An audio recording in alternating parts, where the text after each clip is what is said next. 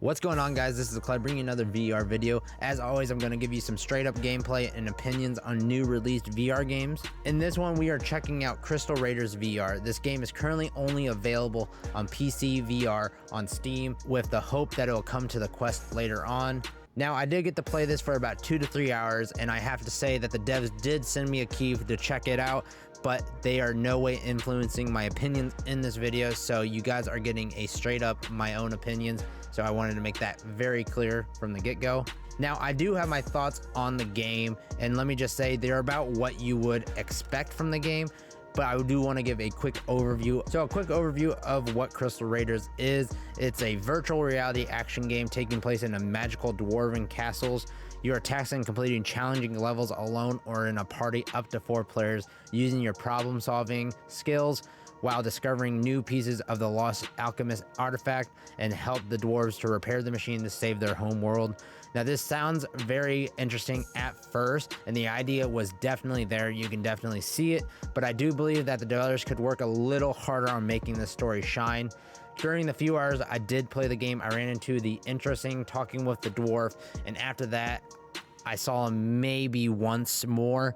No, this isn't something that is all that bad. They really wanted to focus on the gameplay and co-op experience in this game, but I do like to see the story to be built a little bit more, and I think they will be doing that in future updates and add-ons.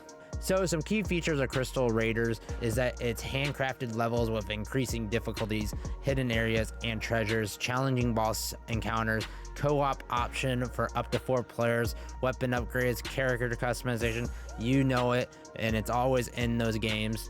Gameplay wise, I did run into all the game enemy types up until the bosses. There are a lot of bosses, including their final level boss.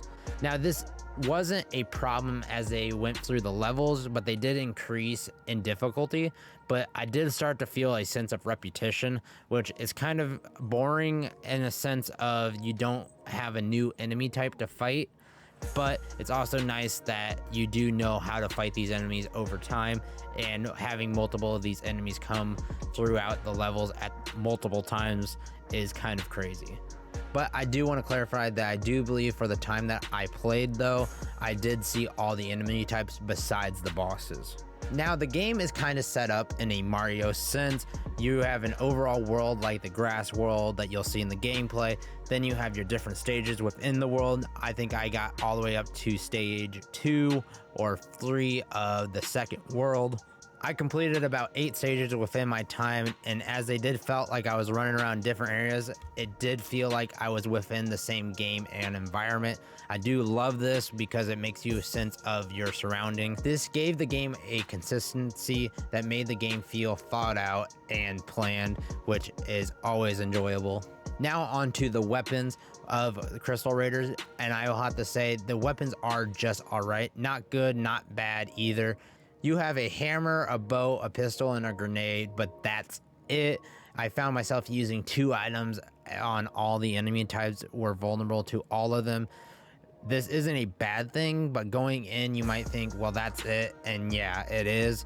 Going down the list, the hammer is exactly what you would think. You swing it, it does hit points, but it can also open hidden paths and walls that I did find throughout my levels that I played. The bow was very fun to use and is exactly what you think. You can upgrade all these to include special arrows like explosive, lightning, and even a wall defense. Now comes one of my biggest gripes of the game, and that has to be the gun. This weapon felt very inconsistent to me.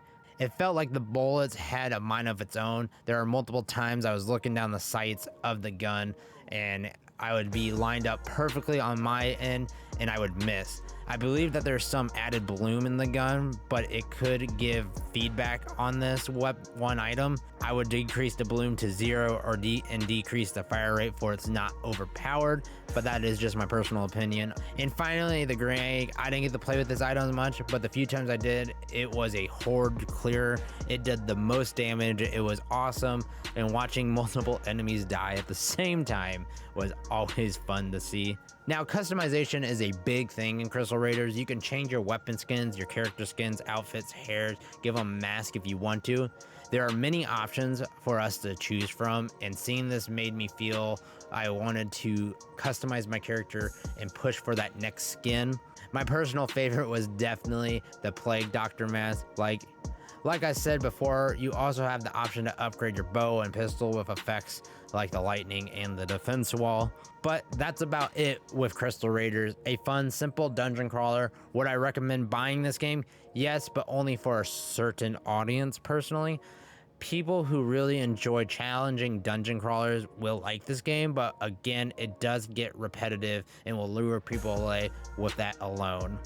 This is a game that you might be able to play through once and not come back till an update adding levels or enemy type, but I believe the devs over at VR Kiwi are working hard on creating a larger game with new dungeons, weapon upgrades, weapons, and enemy types. But guys, that's how these videos work. I give you my opinions on the latest VR games and just to show you some straight up gameplay.